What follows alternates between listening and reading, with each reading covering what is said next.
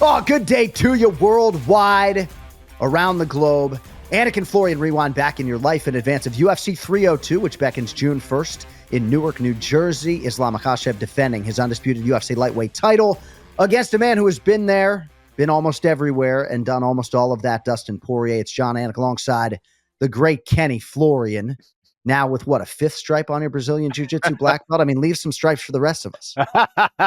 That just means I'm old, my man. How are you? How are you? I'm doing well. I sent Kenny a mug that said, "You're on mute," because sometimes when we do the Anik and Florian podcast, he mutes himself. I also am going to send you a mug that Jimmy Smith, my former colleague, has that says "White Belt Tears." That's my favorite jiu-jitsu mug, White Belt Tears. All right, well, great to have you back with us for the Anik and Florian Rewind. If you don't know what this exercise is, we basically look back at a seminal or big fight in advance of a big pay-per-view involving one of these central athletes. So Islam Makhachev, a lot of people would argue he's the pound-for-pound king right now as we sit here late May 2024. He's the undisputed UFC lightweight champion, and he is defending his belt at UFC 302 for the third time against Dustin Poirier.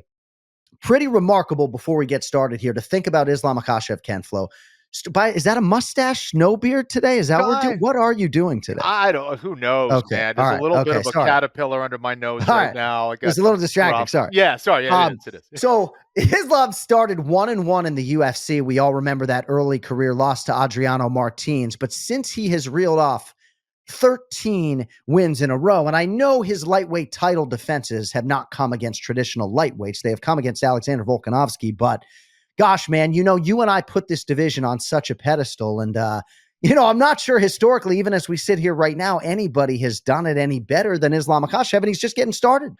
Now, we've been hearing about Islam Makhachev for a very long time. Some people even suggesting that he's an even better grappler than Khabib Nurmagomedov, which is hard to kind of wrap your head around. But Islam is that kind of a grappler, and I would even go a little bit further and say that his striking is at an even higher level than Khabib Nurmagomedov. So this is a guy that is, making it look very easy against the elite in this division and other divisions. All right, so UFC 302, Newark, New Jersey on June 1st.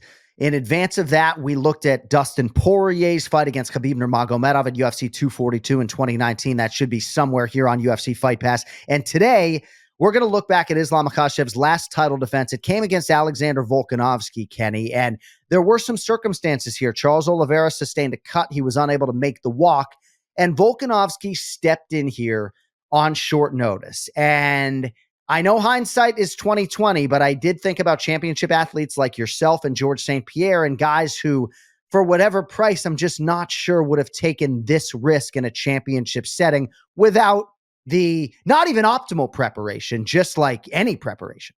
Right. Well, candidly, I think two things. I wouldn't have taken it for a couple of reasons. First of all, I'm not good enough to take it. It's like you have to be so damn good in order to take it. And also, this was a weight above your typical weight. Islam is as good as it gets. And if you truly care about your legacy, your record, and all that stuff, like every MMA fighter should, I think that was a hard sell. Now, a lot of money on the line. Volkanovski had already fought Makhachev in a very close fight. Some people thinking he won it. So here is a huge opportunity for him. And any time the situation isn't absolutely ideal, even at the elite levels, that can be the difference.